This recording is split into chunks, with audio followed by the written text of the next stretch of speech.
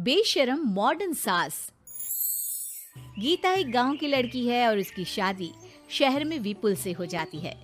गीता की सास सविता बहुत पढ़ी लिखी और मॉडर्न महिला है। शादी के कुछ दिन बाद, गीता, तुम आज शाम को तैयार रहना, हम डिनर बाहर ही करेंगे। इसकी क्या जरूरत है जी, मैं घर पर ही खीर पूरी बना लूंगी। अरे नहीं नहीं, खीर पूरी वाला डिनर नहीं, हम कुछ साउथ इंडियन और चाइनीज खाएंगे। ठीक है, मैं तैयार होकर आपसे मिलूंगी। विपुल अपने ऑफिस चला जाता है। अरे बाप रे, ये क्या खाना होता है? हमारे गांव में तो मैंने कभी ऐसे नाम भी नहीं सुने। चलो शाम को जाकर देख लूंगी। शाम को विपुल आता है और गीता विपुल के सामने आकर खड़ी हो जाती है। देखो जी, आपके आने से पहले ही मैं तैयार होकर बैठी हूँ। अरे ऐसे कौन तैयार होता है? क्या हुआ जी?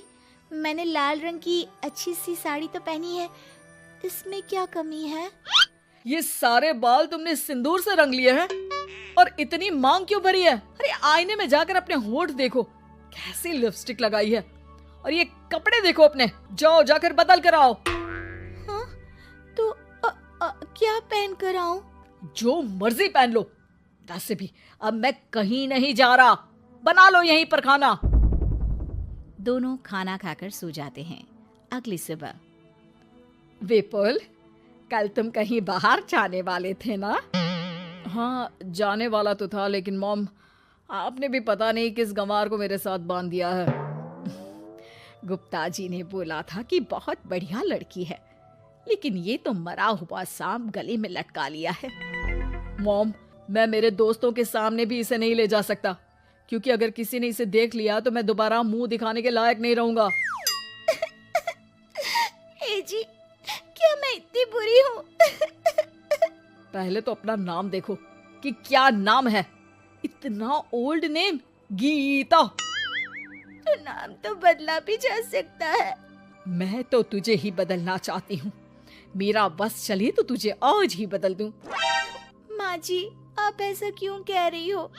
अरे चल हट गंवार कहीं की, खबरदार अगर मुझे माँ जी कहा तो।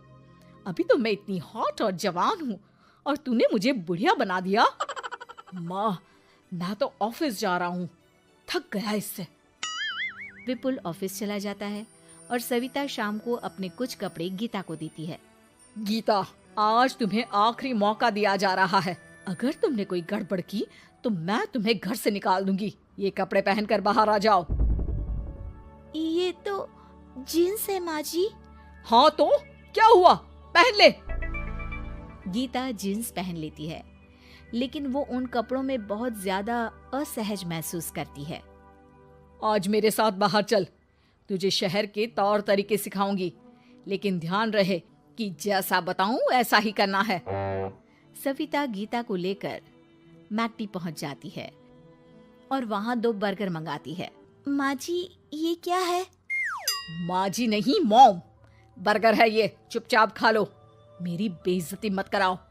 और जींस को बार बार पकड़ क्यों रही हो और इस टॉप को नीचे क्यों खींच रही हो? मत करो ऐसा, नहीं तो सब समझेंगे कि तुमने ऐसे कपड़े पहली बार पहने हैं। गीता बर्गर को हाथ से तोड़कर खाने लगती है। सविता गुस्से में वहां से आकर कार में बैठ जाती है। गीता भी पीछे पीछे आती है। मॉम, क्या हुआ? मैंने तो अब कुछ भी नहीं किया है। चुपचाप गाड़ी में आकर बैठ जाओ। सविता गीता को लेकर घर आ जाती है। अगले दिन, गीता, मेरे कुछ फ्रेंड्स आने वाले हैं, तुम किचन में जाकर तैयारियां करो। और भगवान के लिए आज ऐसा कुछ मत करना कि मेरी नाक कटा दो। मैंने भी ये शॉर्ट्स पहने हैं, तुम भी अच्छे कपड़े पहन लेना।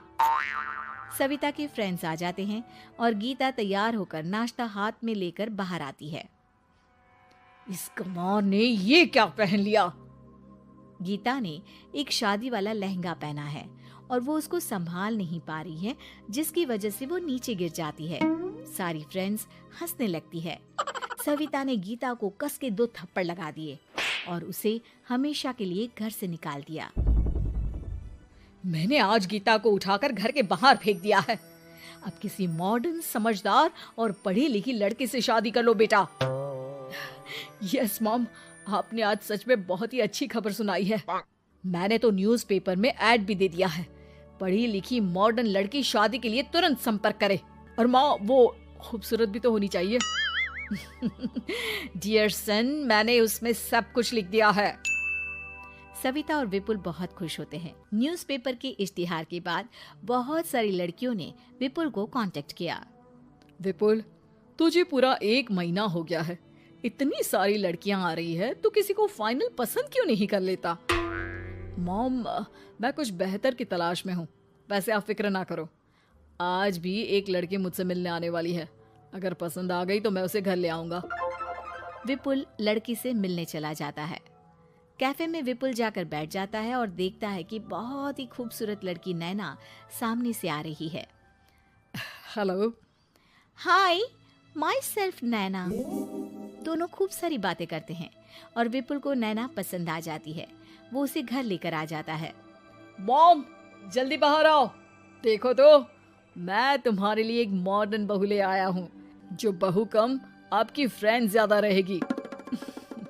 अरे वाह, तो फाइनली तुझे लड़की पसंद आ ही गई। हाँ मॉम, पसंद क्यों नहीं आती?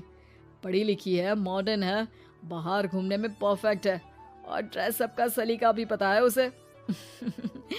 तो फिर शादी की तैयारियां शुरू की जाए।